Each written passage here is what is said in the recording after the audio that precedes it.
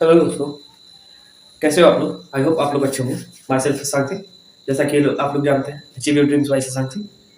आई hope आप लोगों को पिछली क्लास में मजा आया होगा। आरआरबी एनटीपीसी का मैंने पीवाईक्यू सॉल्व कराया था, तो उसमें कुछ क्वेश्चन रह गए थे।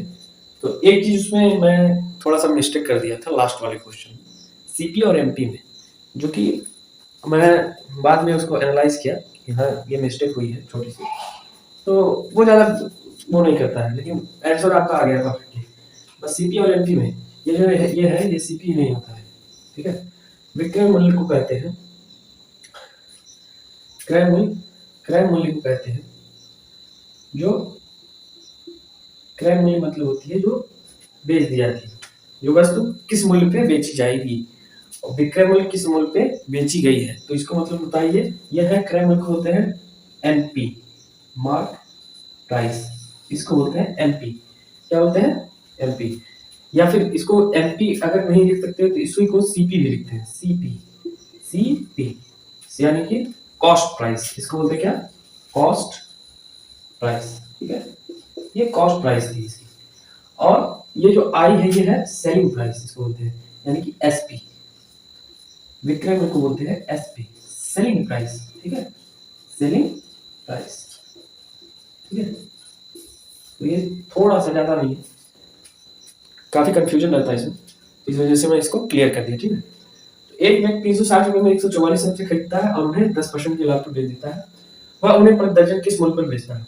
360 बटा 144 गुणे 12 किया, वहां से आपका क्रय मूल्य आ गया। और क्रय मूल्य जब आ गया आपका कॉस्ट प्राइस, तो वहां से सेलिंग प्राइस जो है आपका विक्रय मूल्य का, वो क्या है? क्रय मूल्य प्लस क्रय मूल्य का 10%, यहाँ के क्योंकि और उन्हें 10% के लाभ पर बेच देता है। तो यानी कि जो जो 30% जो था इसका क्रय मूल्य, उससे प्लस 30 का 10% के लाभ पर बेच दिया, तो 33 रुपए इसकी सेलिंग प्राइस आ गई। ठीक है, ये हो गया। अब अगला क्वेश्चन हम लोग देखेंगे, इससे आगे बढ़ते हैं। हाँ तो भाई आप लोग देखेंगे, ये क्वेश्चन है दो संख्याओं का। आप लोग देखेंगे, दिख रहा कि नहीं? हाँ अब सही दिखा। हाँ, दो संख्याओं का गुणनफल 35,828 है। ठीक है, दो संख्याओं का गुणनफल 35,828 है और उनका महत्तम समापवर्त 26 है। उनका लघुत्तम समापवर्त ज्ञात कीजिए। तो आप लोग ने सॉल्यूशन इसका सॉल्यूशन देखेंगे। आप लोगों ने शायद पढ़ा होगा बहुत पहले कि दो संख्याओं का गुणनफल क्या होता है। आप लोग हमेशा अगर नहीं पढ़े होंगे तो इसको याद कर लीजिएगा कि दो संख्याओं का गुणनफल होता क्या है। दो संख्याओं का गुणनफल होता है का गुणनफल। अब ये आप लोग अगर जो इंग्लिश वाले हैं उनके लिए इसको बोलते हैं, ये है एलसीएम, उनको पता करना, इसको बोलते हैं एलसीएम। ठीक है, इसको बोलते हैं एचसीएफ, दिया हुआ है आपका एचसीएफ। ये एचसीएफ है 26 दिया हुआ है। ठीक है, हमें एलसीएम निकालना है। दो संख्याओं का गुणनफल होता क्या है? होता है लसाप गुणे मसप गुणे लसप। ठीक है, ये होता है दो संख्याओं का गुणनफल। दो संख्याओं का गुणनफल होता है लसाप गुणे मसप। ठीक है, आपको हम अब यहां से आपका दो संख्याओं का गुणनफल पहले से दे रखा है। दो संख्याओं का गुणनफल कितना दिया हुआ है? 35,828। ये भी 2016 की मॉर्निंग शिफ्ट 1 का क्वेश्चन है, उसके आगे पढ़ा रहा हूं मैं। तो ये होता क्या है? 35,828 इक्वल टू लसप क्या करना है? लसप या गुणे 26 हो जाएगा, या इसको लिख सकते हैं एलसीएम। जो बच्चे इंग्लिश मीडियम होंगे एलसीएम इंटू 26 लिख सकते हैं इसको, जो भी आपको सटीक बैठता हो। ठीक, तो अब यहाँ पे एलसीएम इक्वल टू हो जाएगा, एलसीएम इक्वल टू हो जाएगा 35,828 बटा 26। यहाँ इंटू है, इधर आएगा तो डिवाइड हो जाएगा, तो डिवाइडेड बाय 26 से डिवाइड किया तो ये काटेंगे 2 से, पहले 2 से काटेंगे तो ये हो जाएगा 70 हाँ, तो इसको 2 एक 9 2 14 70 34 यहाँ बचा 18 2 18, ये बचा कितना 2 एक 9 2 और 2 चौके 8 और ये कट गया 13 बार।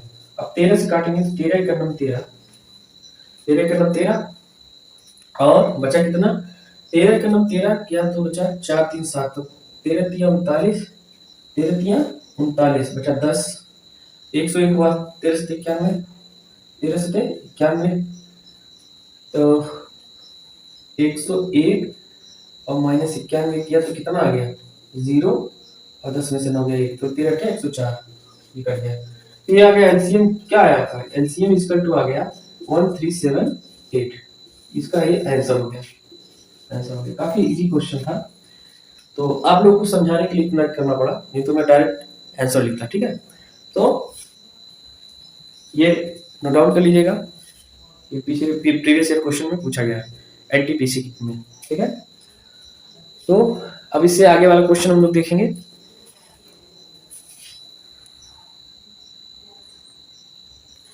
हाँ तो भाई ये क्वेश्चन देखेंगे हम लोग, औसत का सवाल है, लिखा तो बहुत बड़ा है तो बहुत इजी।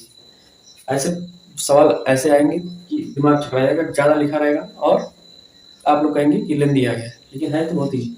अब देखेंगे इसको, राज अपने 4 विषयों में 67 69 78 और 88 अंक प्राप्त करता है। ठीक है, कितना अंक प्राप्त करता है 67 69 और 78 और 88 मार्क्स प्राप्त करता है, तो उसका औसत कितने के बराबर है 80 के बराबर, 80 के बराबर है। 80 के बराबर करने के लिए उसका औसत 80 के बराबर करने के लिए उसके 5वें विषय में कितने अंक प्राप्त होंगे, कितने अंक होने चाहिए या प्राप्त होंगे। तो आप लोग इसको इसका सोल्यूशन देखेंगे, घबराना नहीं है, बहुत इजी है। तो इसको मैं सॉल्व करा रहा हूँ, देखिएगा। राज अपने 4 विषयों में कितने अंक प्राप्त किया इतना, तो कुल विषय सब्जेक्ट कितने थे 5, औसत कितने के बराबर करना 80 के। तो पहले क्या है, पहले जो है राज के 4 विषयों के अंकों का इनके जो मार्क्स हैं उनको ऐड कर देंगे। क्या करेंगे, अंकों का योग, इनको ऐड कर देंगे। तो क्या करेंगे 67 प्लस 69 प्लस 78 प्लस 88, यहाँ से लगा देना है, दिख नहीं होगा, equal to 67 plus 69 plus 78 plus 88। देखिएगा राज की चारों विषयों के अंकों का योग ऐड कर देंगे तो क्या निकल के आएगा 8 8 16 16 9 25 25 7 32, ये हो गया 2। ठीक, अब 8 7 15 15 6 15 6 21 21 6 27 27 3 30, ठीक 302, सबको ऐड करने पे 302 हुआ। ठीक है, अब चूंकि बोल रहा है कि उसका औसत 80 के बराबर करना है पूरे 5 सब्जेक्ट के लिए, तो औसत होगा, इसलिए चूंकि सारे पांचों विषयों के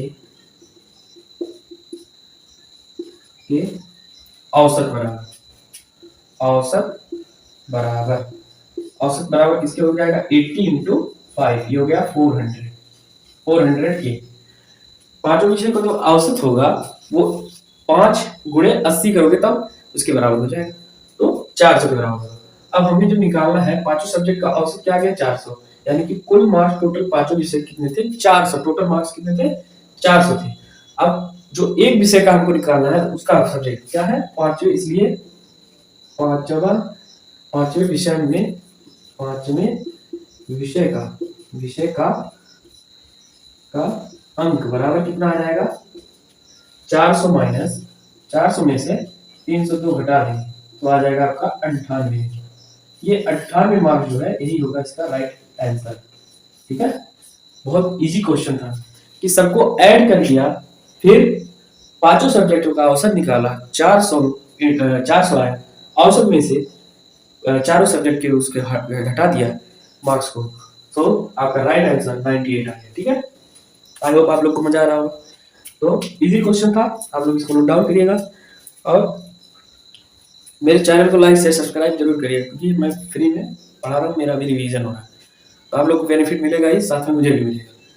तो इसको अब अगला क्वेश्चन बढ़ते हैं। ठीक है, इसको नोट डाउन करिए।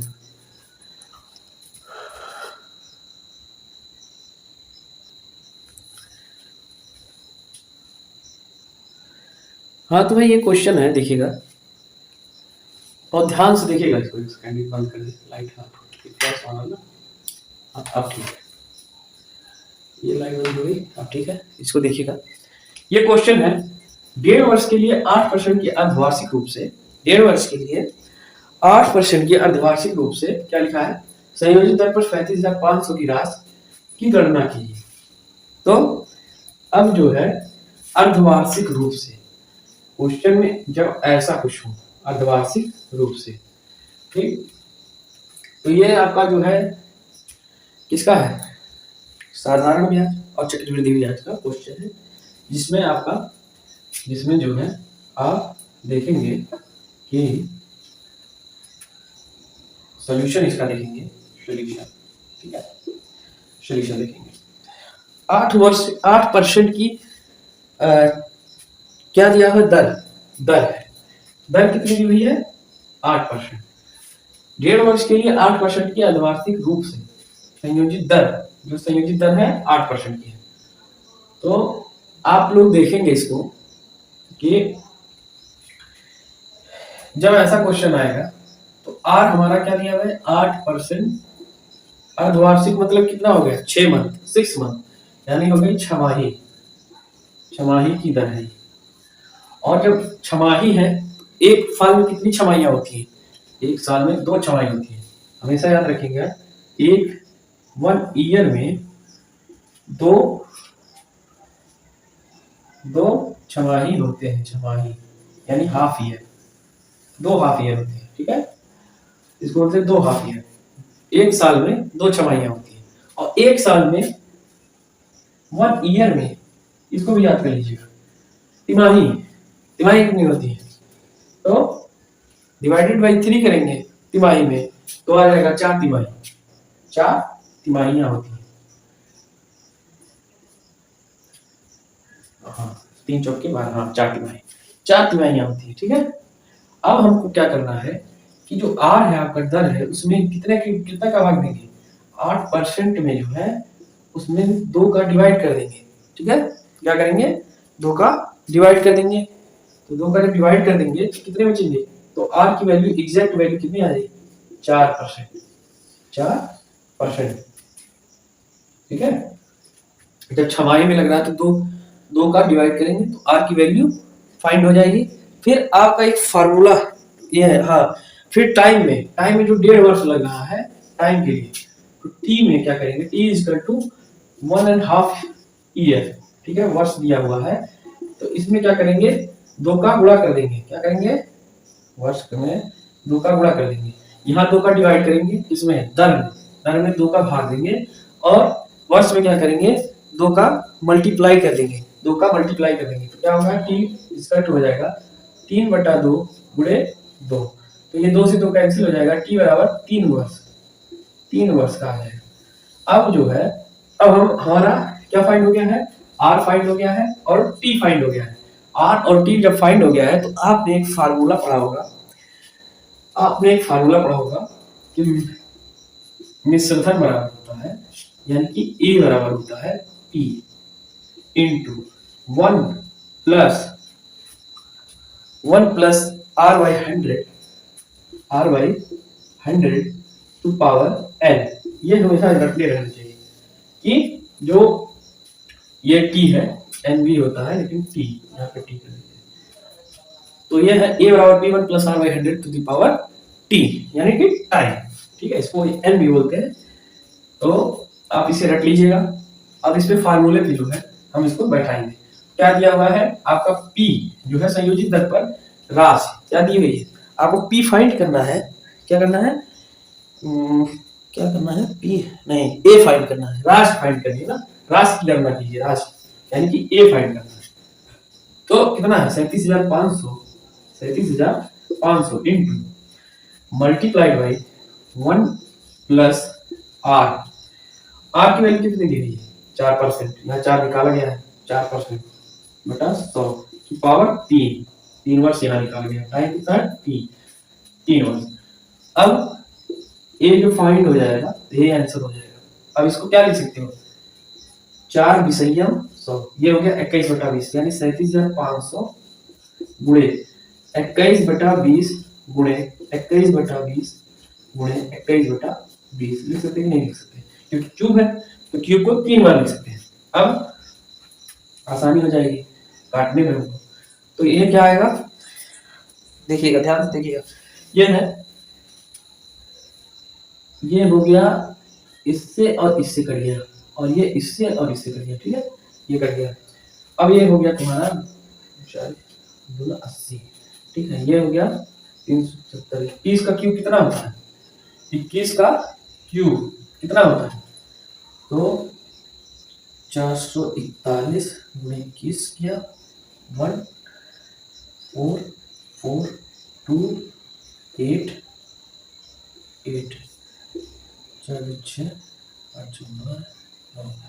926, ये हो गया 375 इंटू 9261 डिवाइडेड बाई 80, ठीक है।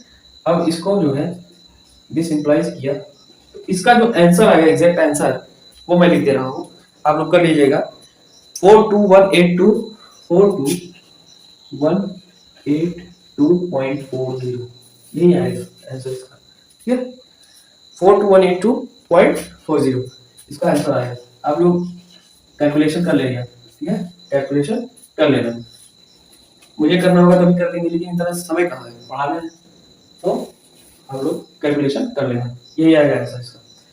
तो क्या निकालेंगे, पहले ऐसे सवालों में पहले आर फाइंड किया, छमाही है, डिवाइडेड बाई टी किया 2 किया, और वर्ष जो वर्षों में है वहां मल्टीप्लाई बाई 2 करेंगे, यहाँ डिवाइडेड बाई और मल्टीप्लाई बाई, अच्छा तिमाही होगा तो डिवाइडेड बाई 3, ठीक है, divided by 3 into multiply by 3 वर्ष में, तो ये होता है फार्मूला, ठीक है।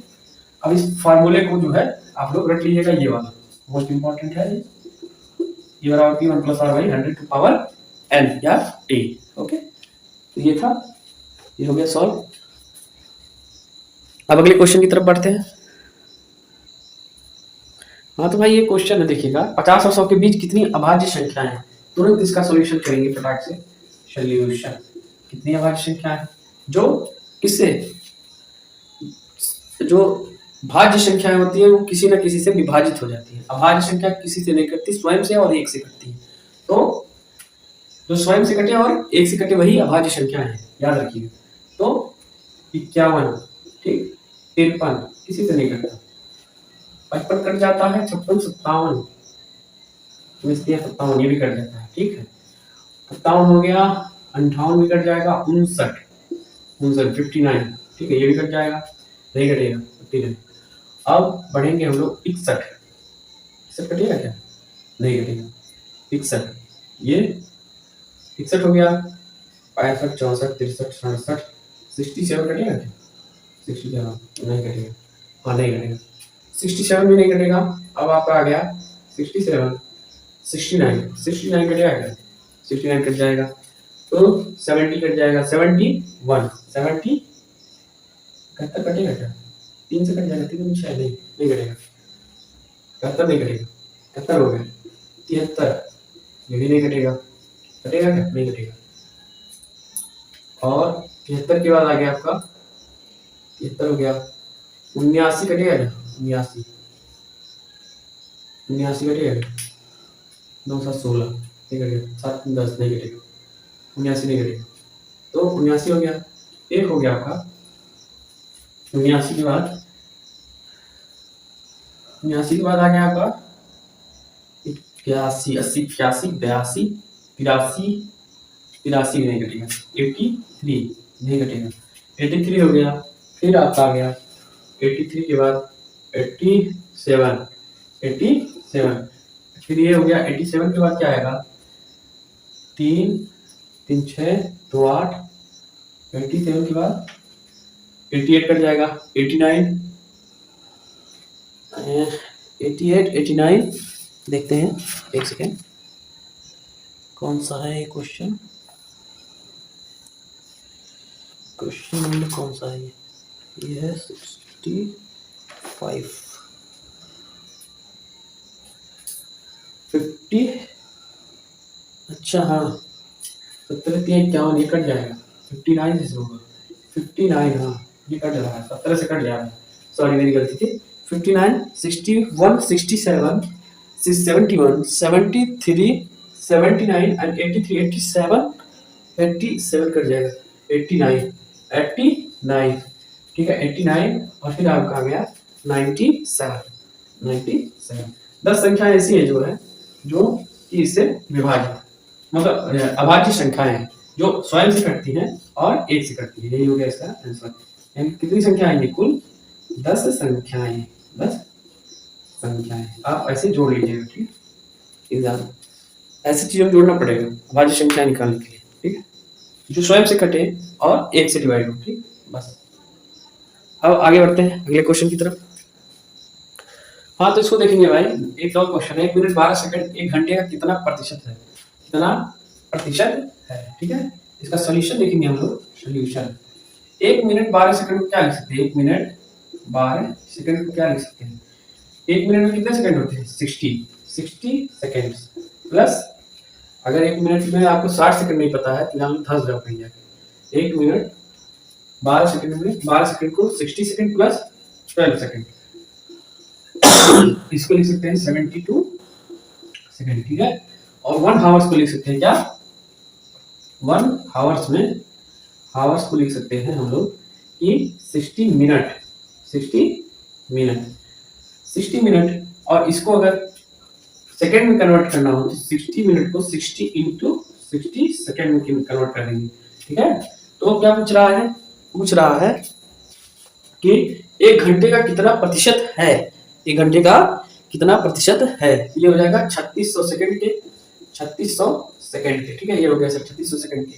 अब 3600 सेकंड की हो गया तो अभिष्ट प्रतिशत बराबर, अभिष्ट प्रतिशत बराबर यानी कि परसेंटेज बराबर हो जाएगा, इसलिए परसेंटेज बराबर हो जाएगा, क्या होगा 72/3600 गुणे 100, ठीक है। पूछ रहा है 1 मिनट 12 सेकंड 1 घंटे का कितना प्रतिशत है, जब पूछेगा 1 मिनट 12 सेकंड 1 घंटे का मतलब डिवाइड, तो 72/3600 गुणे 100, ये कट गया इससे, 36 दूना 72 यानी कि 2% इसका राइट आंसर आ गया, कितना आ गया 2%। तो अब अगले सवाल की तरफ बढ़ेंगे, आई होप आप लोग को मजा आ रहा होगा। तो इजी क्वेश्चन आते हैं ऐसे, अब फटाफट उड़ाओगे, मेरे को मिल जाए यार तो मैं 25 मिनट में ये सब सॉल्व कर दूं, लेकिन अभी देखो क्या होगा, कहने में और करने में बहुत अंतर होता है, मैं भी जानता हूँ, तो मैं भी अभी प्रैक्टिस ही कर रहा हूँ, तो आप लोग को भी पढ़ाते जा रहा हूँ, मेरा भी रिवीजन होते जा रहा है, ठीक है। तो आप लोग भी इसे नोट डाउन करिए और अगले क्वेश्चन की तरफ हम लोग बढ़ते हैं। अगला क्वेश्चन और मस्त है, इससे और बेहतरीन क्वेश्चन है, कौन सा क्वेश्चन है 68। हाँ तो भाई एक क्वेश्चन देखिएगा ये कि 3 घंटियां क्रमशः 12, 15, 20 और 30 मिनट के अंतराल पर बजती है, क्या है 3 घंटियां हैं जो क्रमशः यानी कि क्रमागत है 15 मिनट 20 मिनट और 30 मिनट के अंतराल पर बजती हैं, यदि वे सभी 11 पूर्वाहन मतलब पूर्वाहन का मतलब होता है एएम पीएम जानते होंगे, पूर्वाहन होता है अपराहन होता है, तो एएम और पीएम अगर नहीं पता होगा तो आपके पास मोबाइल तो ही है, डिजिटल जमाना, उसमें जाकर देख लीजिएगा, ठीक है।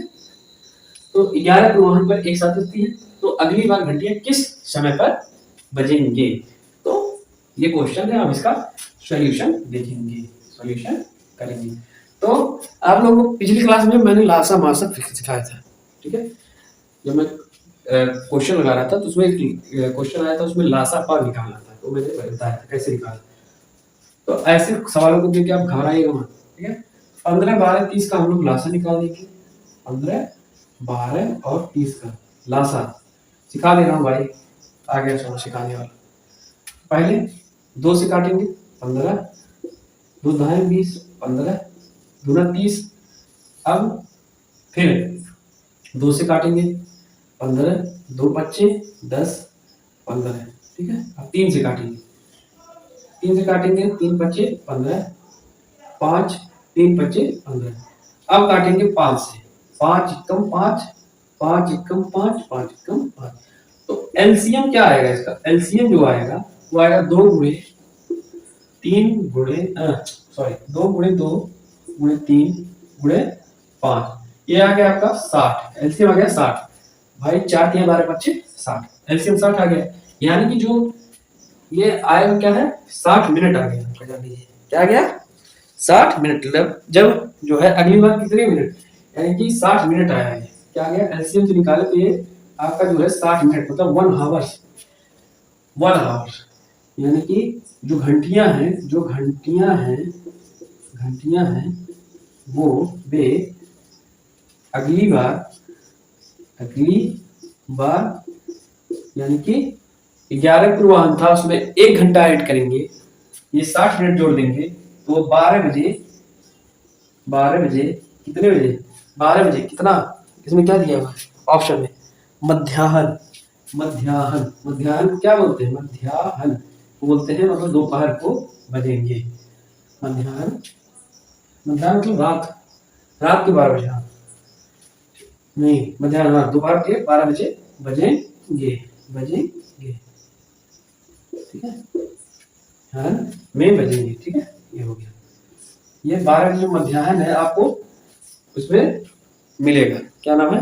जब आप अगर आरआरबी एनटीपीसी का आपके पास बुक नहीं है तो मैं इसको सॉल्व करने का सॉल्यूशन बता रहा हूँ। सॉल्यूशन इतना अच्छा है कि आप लोग अच्छे से अगर पढ़ लेंगे ना तो क्लियर हो जाएगा एग्जाम। ठीक है, अच्छे से बता रहा हूँ, उसको ध्यान से सुनिएगा। इसका 15 12 30 का एलसीएम लिया तो 60 मिनट मतलब 60 आया, उसको 1 घंटा मान के हमने उसमें ऐड कर दिया तो 1 घंटे बाद घंटे यानी कि 12 बजे मध्याह्न में बजेंगी। बस क्वेश्चन आराम सा ये हो गया आंसर इसका आंसर। अब अगले क्वेश्चन की तरफ बढ़ते हैं। ठीक है, हेलो भाई लोग देखिएगा, एक क्वेश्चन हाइट अनुपात का क्वेश्चन है। ठीक है, एवरेज। तो इसको देखेंगे, ए की ऊंचाई बी की ऊंचाई का 5/8 है। सॉल्यूशन देखेंगे इसका। ए की ऊंचाई जो है बी की ऊंचाई का 5/8 है, बी की ऊंचाई ए की ऊंचाई से अनुपात क्या है? आप लोग को पता ही होगा इसका आंसर, बहुत इजी है। इसका जस्ट उल्टा हो जाएगा 8/5, लेकिन मैं करके दिखा दूं। ए की जो ऊंचाई है वो बी की ऊंचाई का 5/8 है, यानी कि a बाई बी कितना हो गया 5/8 आ गया ये इक्वेशन। अब पूछ क्या रहा, बी की ऊंचाई ए की ऊंचाई से अनुपात बताओ, यानी कि बी बाई ए पूछ रहा है। बी बाई ए बराबर कितना आ जाएगा 8/5। ठीक है, जस्ट उल्टा ये हो गया इसका आंसर। ठीक है, अगला क्वेश्चन की तरफ पढ़ते हैं हम लोग। चैनल को लाइक शेयर सब्सक्राइब जरूर करिए और बढ़िया से पढ़ते रहिए। ठीक है, अगला सवाल की तरफ बढ़ते हैं हम लोग। 72 हो गया, 74 नंबर क्वेश्चन है। हाँ चलो बढ़िया क्वेश्चन है 74। हाँ तो भाई ये क्वेश्चन है, 1 से 12 वर्ष की आयु वाले एक समूह में 2/3 बच्चे, यदि इसका 3/4 हिस्सा 1 से 8 है, यानी कि आप देखेंगे इसका सॉल्यूशन डायरेक्ट। 1 से 12 वर्ष की आयु वाले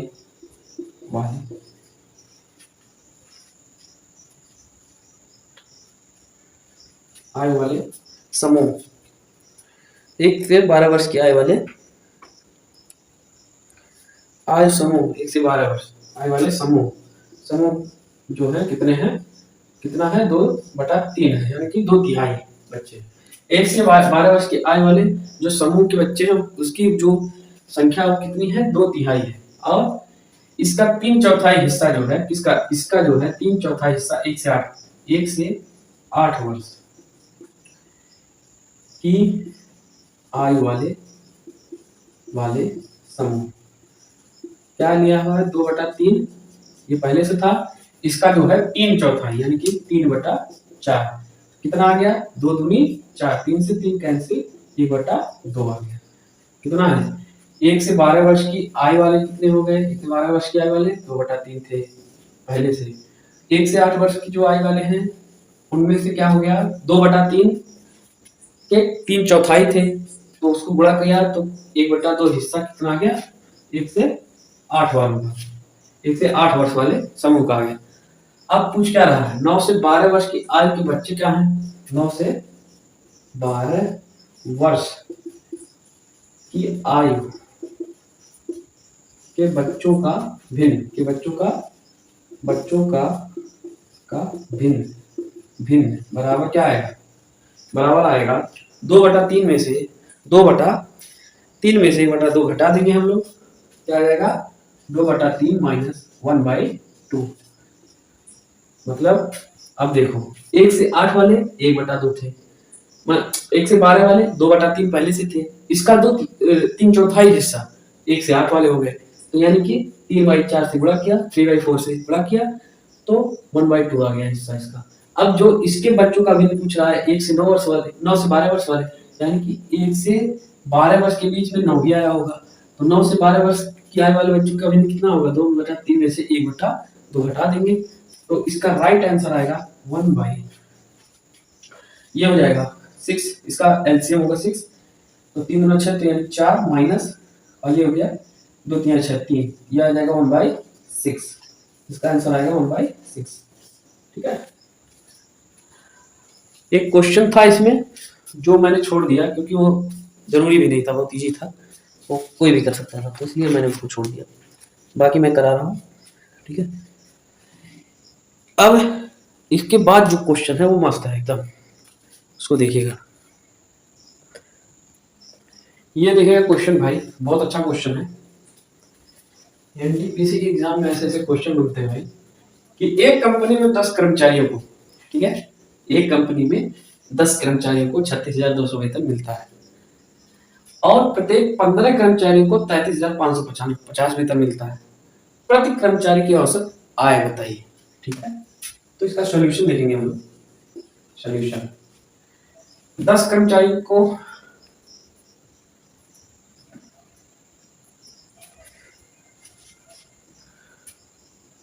10 कर्मचारियों का जो वेतन है वो 36,200 है, तो कि 10 कर्मचारियों की आय कितनी होगी। ठीक है, क्या है कौन सा नंबर क्वेश्चन है ये, हाँ, अब जो है 10 कर्मचारियों के वेतन का योग कितना होगा, 10 कर्मचारियों की आय, या तो लिख सकते हैं आप फिर कर्मचारियों के वेतन का योग लिख सकते हैं। अब योग करेंगे तो भाई 36,200 को 10 बार जोड़ना पड़ेगा, उससे अच्छा 10 से मल्टीप्लाई कर दो, 36,200 गुणे 10 किया, ये आ गया 3,62,000 रुपए। ठीक, ये हो गया 3,62,000 रुपए। ठीक है, ये हो गया 3,62,000 रुपए। यहाँ सॉरी एक चीज मिस्टेक कर दिया मैंने, रुपया है, इसको समझिएगा, ये रुपया है, रुपया। ठीक है, ये कर दिया रुपया। ठीक है, रुपये वेतन मिलता है, ठीक है, ये रुपया हो गया। अब जो है 15 कर्मचारियों को, इसी प्रकार 15 कर्मचारियों का जोड़ लो, कर्मचारियों के वेतन का योग बराबर कितना होगा 15 गुणे 33,550। अब गुणा करेंगे तो जीरो हो गया 15 × 75।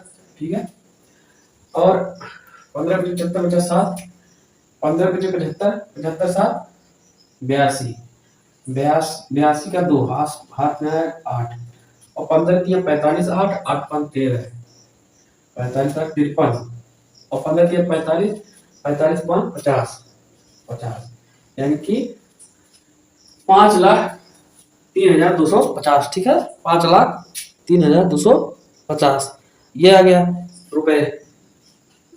अब जो है क्या पूछ रहा है कि इनकी प्रति, मतलब प्रति माने प्रत्येक कर्मचारी का औसत आय, प्रति माने हर कर्मचारी का औसत आय, तो क्या करेंगे इसको ऐड करेंगे 36 औसत बराबर होगा औसत बराबर होगा 36 2 2000, ठीक है, प्लस 36 2000 प्लस 50 32 50 बटा कितना हो जाएगा 10 प्लस 15, दोनों का ऐड करेंगे। औसत क्या होता है, जो संख्याओं का योग बटे संपूर्ण संख्याओं का योग, मतलब जो कर्मचारी हैं उनका औसत कैसे निकाला जाएगा, संख्या बटे कुल संख्याओं का योग। तो दी गई संख्या बटे कुल संख्याओं का योग, तो दी गई संख्या क्या थी 15 का योग किया, 10 कर्मचारियों का योग कितना है इतना, इसको प्लस किया, डिवाइडेड बाय कितना है 10 प्लस 15 किया, अब ये आ गया आपका औसत। औसत ऐसे ही तो निकाला जाता है।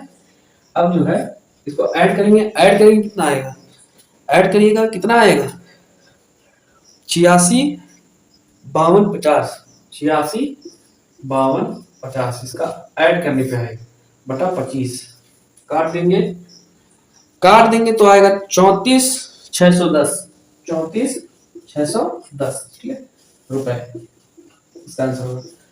अब इसको देखिएगा, ऐड किया तो भाई 0 आया, 5 में 0 जुड़ेगा तो 5 आएगा, 2 में 0 जुड़ेगा तो 2 आया, और फिर ये 2 आ गया, हाँ अब ये 3 है, ये 2 5 हो गया, 6 इधर आ गया, और जो है 5 3 8 हो गया। अब 25 डिवाइड किया तो ये कट गया इतने में। अब इसको या तो 5 से काटो, फिर काट के अपना कर लेना, ठीक है, ये हो जाएगा। अगर इतना नहीं आता तो जान लो कुछ नहीं आता तो। अब जो है इसको यहीं पे रोक देते हैं, फिर यहीं से स्टार्ट करेंगे अगली बार क्लास, ठीक है, अगली क्लास यहीं से स्टार्ट करेंगे। तो आई होप आप लोग को मजा आया होगा। अगली क्लास कल से, अब कल से जो है मॉर्निंग में क्लास चलेगी हमारी, मॉर्निंग में क्लास चलेगी किसकी, इसकी तो इवनिंग में चलेगी, शाम में, मैं इसको रात में ही अपलोड करूंगा।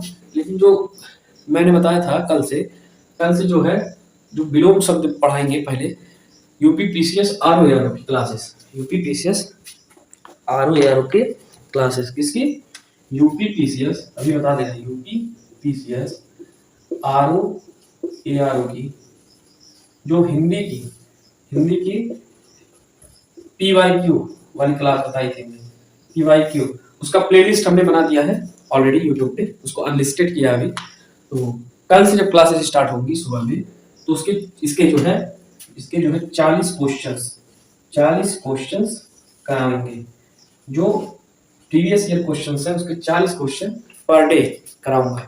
तो आप लोग मेरे साथ जुड़े रहिएगा और बढ़िया से तैयारी करिएगा, प्रिपरेशन करिएगा। जो चीज़ ना आए समझ में वो पूछिए, ठीक है, कमेंट बॉक्स में पूछिए, और चैनल को लाइक शेयर सब्सक्राइब जरूर करिए। स्वस्थ रहिए, मस्त रहिए, बिंदास रहिए। शुभ रात्रि, थैंक यू।